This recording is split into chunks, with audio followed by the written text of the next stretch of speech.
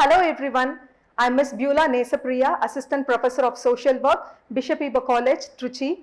I'm very glad to meet you all to discuss about the topic on psychology and its relevance for social workers. At the end of the session, you would know about the origin of psychology, and you could describe about the definition and nature of psychology. You can explain about the fields of psychology and understand the relevance of psychology for social workers. To begin with, we can discuss about the origin of psychology. The word psychology is derived from the Greek word that consists of two words, psychology, that is psych and logy. Psyche, the very word, refers to the spirit or soul, and logy, it is again considered to be denotes as an study. So the term psychology literally means studying, the science of studying about the soul. Let's discuss about the evolution in very brief.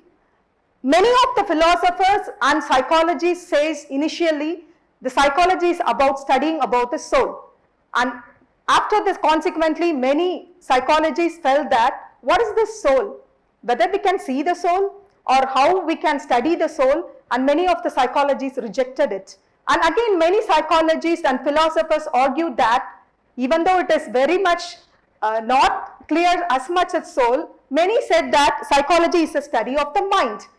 And many also, the other psychologists raised the question whether we can see the mind or how we can study the mind, and that particular definition has also been rejected. And the very famous person, William McDowell and William Wundt, both the philosophers and psychologists who framed the first school of psychology in University of Leipzig, Germany, came with a very good definition of psychology is a conscious of expertise. And many followers like Edwin Titchener have agreed that, and in the following years they have also argued that this particular definition doesn't talk about the conscious experience of unconscious and subconscious, and they also rejected it. And in the 19th century they come up with the definition of psychology is the study of human behavior. So the Wundt's work in the year 1948, he says that first psychology lost its soul, and then its mind, and then lost its consciousness, and still has its behavior. Finally, psychology is nothing but is the science of behavior. So we will see what is behavior is. So knowing the behavior is very, very important. Any manifestation of life activity is called as an behavior. And this behavior consists of motor activity, cognitive activity, and affective activity.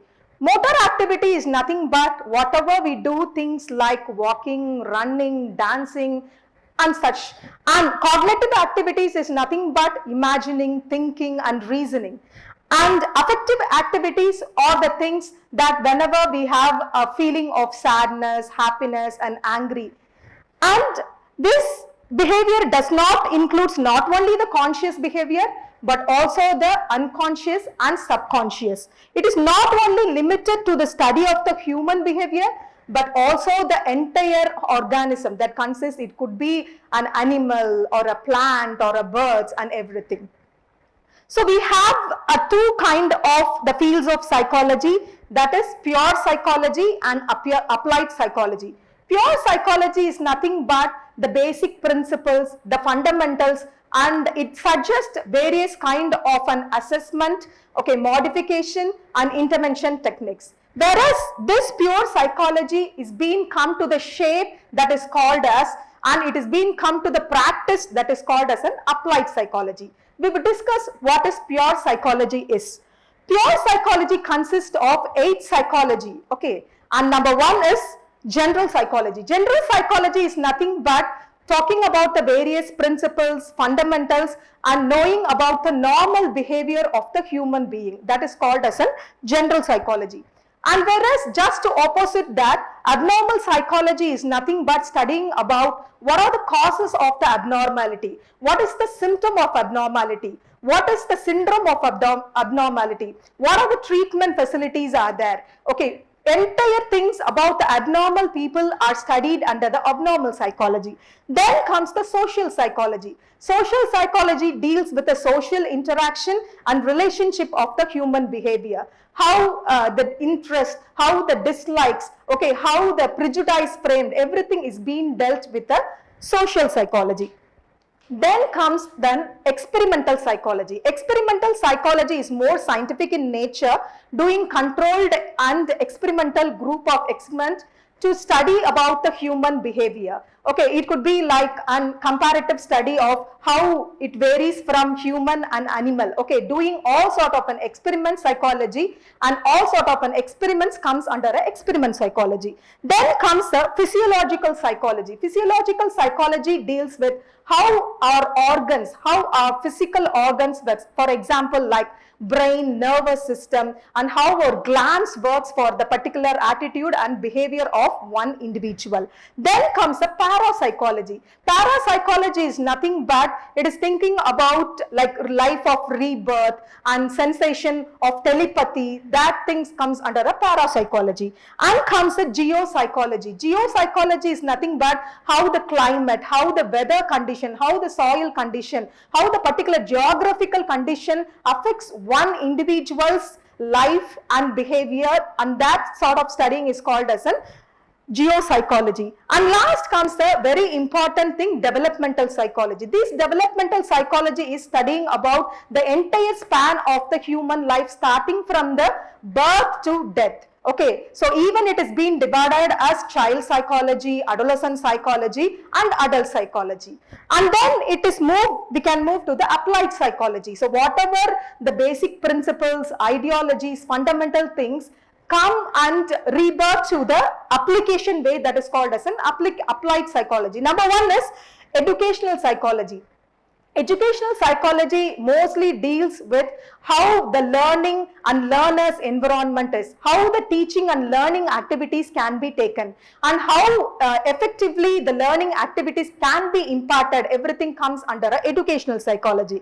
Then comes the clinical psychology. Clinical psychology is nothing but various hospital settings like medical and psychiatric settings. We do study about various concepts of illness, what are symptoms, what are the treatments, how it can be modified, how it can be prevented, everything studied under the clinical psychology. Then comes an industrial psychology. Industrial psychology is nothing but what are all the relationship, what are all the between the employer and the employee, how the marketing can be done. Everything is studied under the industrial psychology. And legal psychology is nothing but how the criminal activities have been taken place, and how like positively we can give rehabilitation to the particular criminals. What are the basic environment that made them to create that particular criminal activities? Everything had been studied under the legal psychology. And military psychology is nothing but the war propaganda, how a particular army personnel should behave in a war propaganda, what are the things they should follow in order to protect the secrecy of the particular nation, and everything is being dealt with the military psychology. At last, the political psychology, it's very much necessary for the leadership qualities in order to know what are all the people's expectation, how the leadership can be done effectively, and what are all the diplomacy that a politician can be followed. Everything is being done and dealt with the political psychology. Okay, so we have come into a very important topic. What are the relevance of psychology for social workers? Number one is understanding human behavior. So general psychology and developmental psychology talks about from the birth till the end, what are all the human stages from infancy to death. Okay, what are all the stages? What are all the development stages are there? How the perception develops, how the attitude develops, how the behavior develops, and how we can understand, analyze the human behavior is very much used in the social worker field, especially treating for the first primary method of a social work talks about the casework and group work. We almost, and also the community organization, we almost deal with every part of the human life. Okay, understanding human behavior. Then comes promoting mental health. Most of the social workers, most probably like the primary methods have been involved in promoting the mental health of the individuals in the society. So mostly abnormal psychology and clinical psychology has been used for the social workers. And then comes enhancing communication and relationship. So based on the psychological principles and concepts like active listening, empathy, congruence, everything is based on the general psychology, social psychology, and even in clinical psychology. And then we the social workers address the family and social systems. What are the familial issues? What are the communication problem? And what are all the gap between the members? And how the societal issues have been developed? Everything we have been using, studying, and more the community development programs will be used at. Okay.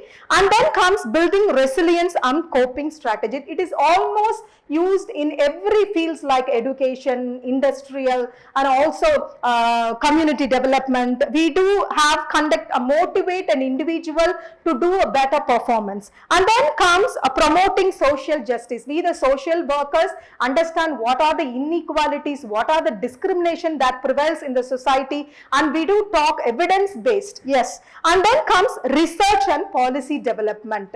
At last, the research and policy development in every stage, in every fields of psychology, we can do a lot of researches, and also to come up with what a lot of reformatory ideas, rehabilitation measures, and to study about various government projects and policies and frames that can be dealt for a social workers. So almost every method of a social worker is being applied based on the psychological principles like casework, group work, community organization, social welfare administration, and research and policy development. Everything is evidence based, that is based on psychology. I hope that today we have learnt very briefly about what are the relevance of psychology for social workers. Thank you all.